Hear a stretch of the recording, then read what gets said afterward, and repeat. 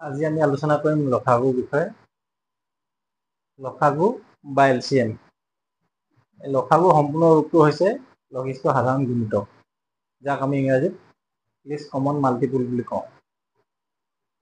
লঘিষ্ঠ সাধাৰণ গুণিতক বা লসাগু মানেনো কি, তাৰ বিষয়ে জনাৰ আগতে আমি জানিব লাগিব গুণিতক মানেনো কি। গুণিতক মানে হৈছে যিকোনো সংখ্যাৰ পূৰণফলবোৰে হৈছে সেই সংখ্যাটোৰ গুণিতক। যেনে ধৰিলো এটা সংখ্যা 2, ইয়াৰ পূৰণফলবোৰ হ'ব 2 × 2, 2 × 2 = 4, 2 × 3 = 6, 2 × 4 = 8, 2 × 5 = 10, 2 × 6 = 12, 2 × 7 = 14, 2 × 8 = 16,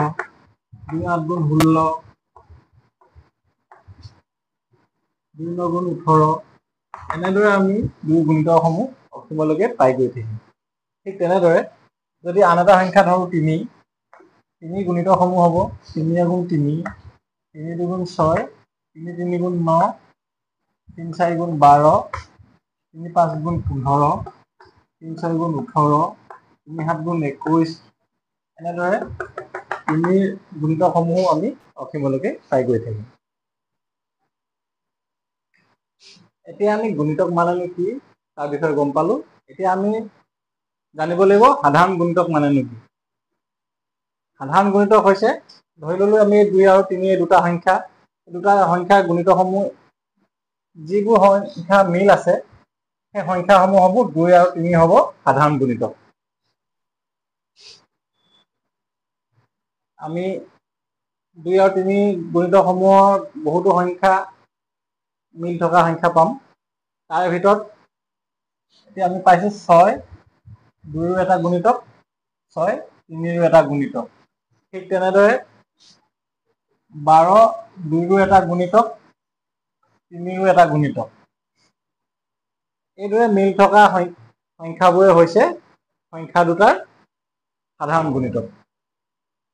আমি গুণিতক কি সেই বিষয়ে শিকিলো, আৰু সাধাৰণ গুণিতকনো কি তাৰ বিষয়েও শিকিলো।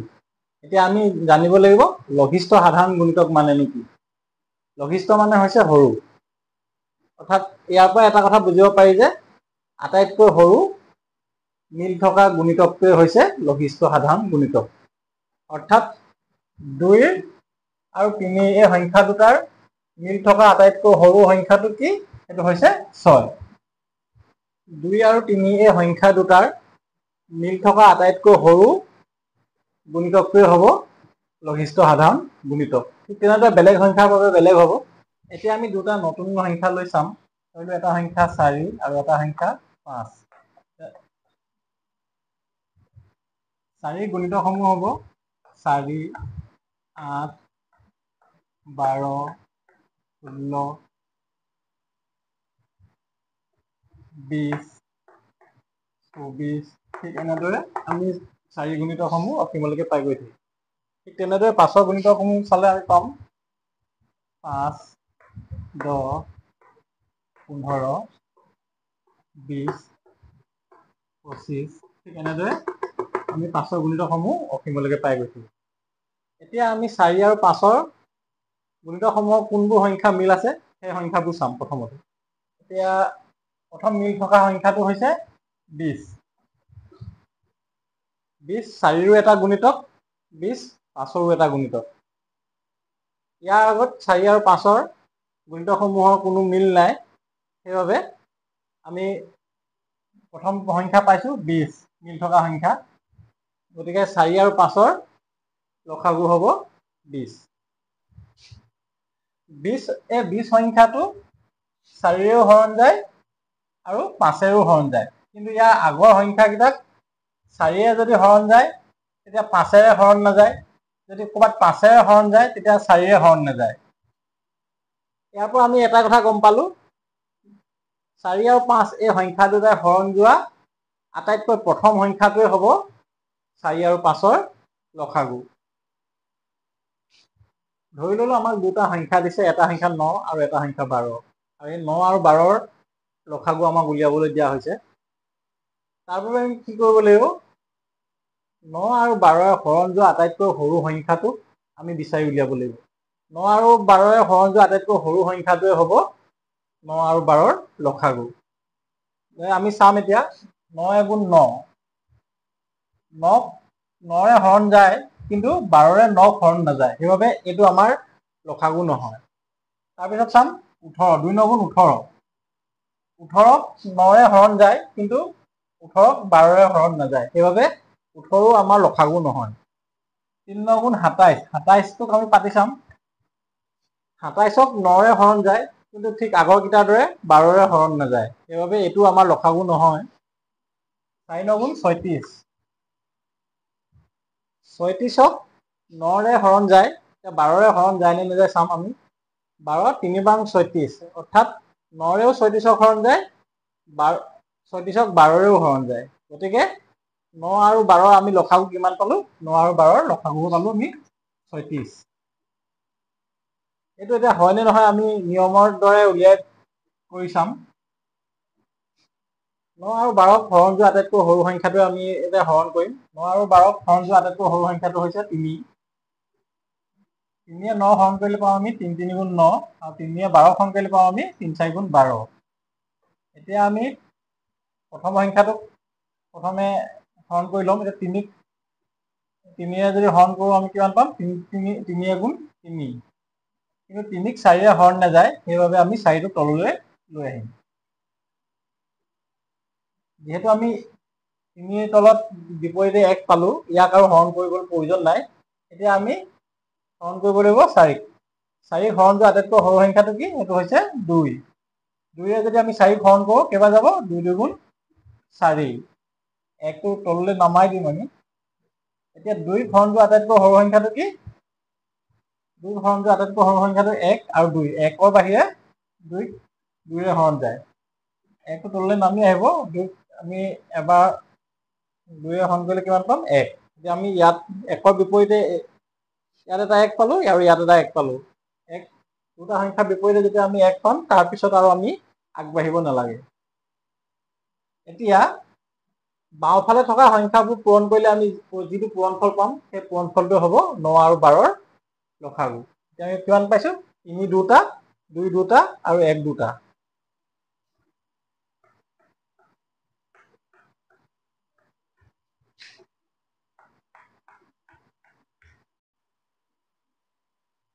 এতিয়া 3 পূৰণ 3 পূৰণ 2 পূৰণ 2 পূৰণ 1 পূৰণ 1ৰ আমি যি পূৰণফল পাম, সেয়া হ'ব 9 আৰু 12ৰ লসাগু। 3 3 3 3 গুণ 9, 2 9 গুণ 18, 2 8 36, 36ৰ লগত আমি এটা পূৰণ কৰোঁ বা 100টা পূৰণ কৰোঁ, পূৰণফল 36 হ'ব। গতিকে আমি লসাগু কিমান পালো? 36। আমি আন দুটা সংখ্যা 6 আৰু 8, এই সংখ্যা দুটা যদি লসাগু উলিয়াও, কি কৰিব লাগিব? প্ৰথমতে চাব লাগিব মুখতে উলিয়াবৰ বাবে আমি কি কৰিম? 6 আৰু 8ৰে হৰণ যোৱা আটাইতকৈ সৰু সংখ্যাটোৱে হ'ব 6 আৰু 8ৰ লসাগু। 6 গুণ 6, এই 6ক 6ৰে হৰণ যায় কিন্তু 8ৰে নাযায়, গতিকে এইটো আমাৰ নহয়। 12 সংখ্যাটোক 6ৰে হৰণ যায় কিন্তু 8ৰে হৰণ নাযায়, গতিকে 12ও আমাৰ লসাগু নহয়। 3 6 গুণ 18, 18ক 6ৰে হৰণ যায় কিন্তু 8ৰে হৰণ নাযায়, গতিকে 18ও আমাৰ লসাগু নহয়।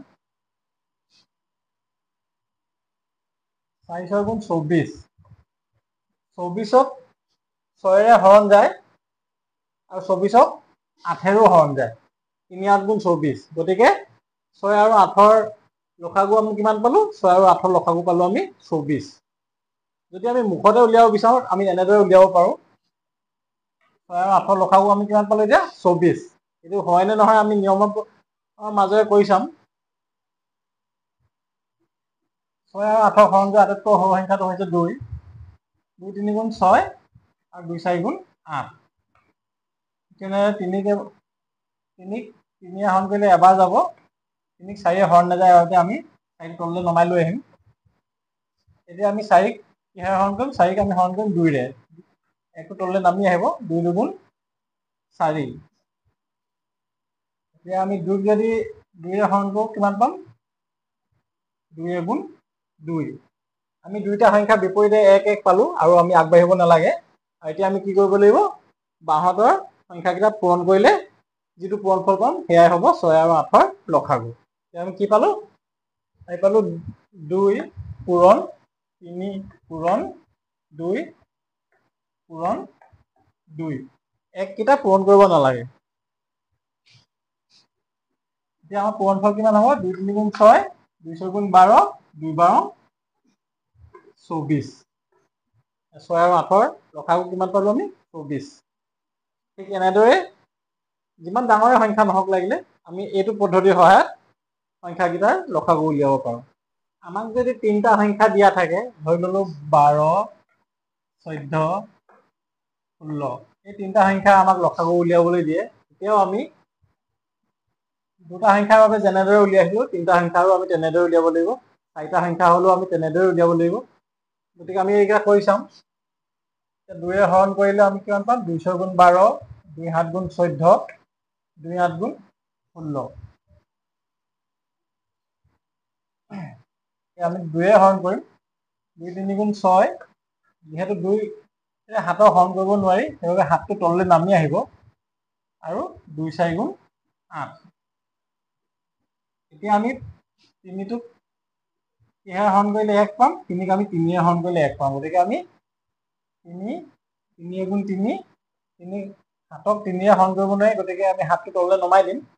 ঠিক তেনেদৰে 4কো হৰণ নাযায়, সেইবাবে 4কো আমি তললৈ নমাই লৈ আহিম। এতিয়া আমি 7ক কিহেৰে হৰণ কৰিলে 1 পাম? যিহেতু 7 এটা মৌলিক সংখ্যা, মৌলিক সংখ্যাক সেই সংখ্যাটো আৰু 1ৰ বাহিৰে বেলেগ সংখ্যাই হৰণ কৰিব নোৱাৰি। এতিয়া আমি 7ক 1টো তললৈ নমাই আনিম। 7ক 7ৰে হৰণ কৰিলে আমি কিমান পাম? 1 পাম।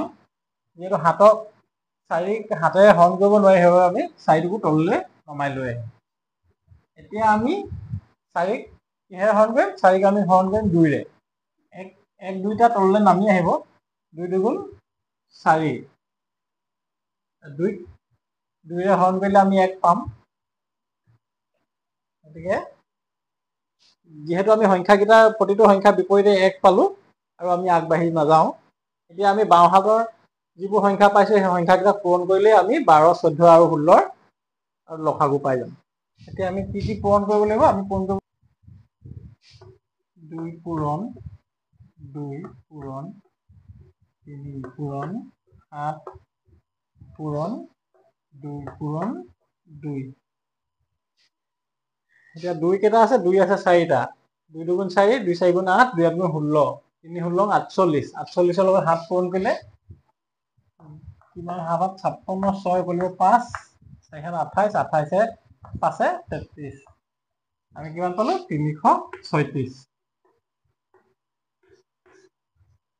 এতিয়া 12, 14 আৰু 16ৰ লসাগু কিমান হ'ব? লসাগু হ'ব 336। 336ক 12ৰেও হৰণ যাব, 14ৰেও হৰণ যাব আৰু 16ৰেও হৰণ যাব। এইটো ভিডিঅ'ৰ জৰিয়তে আপোনালোকক লসাগুৰ বিষয়ে এটা সাম্যক জ্ঞান দিবৰ বাবে চেষ্টা কৰিছো। পৰৱৰ্তী ভিডিঅ'ত বহলভাৱে আলোচনা কৰিম। গতিকে আজি ভিডিঅ'টো মই ইমানতে সামৰণি মাৰিছো।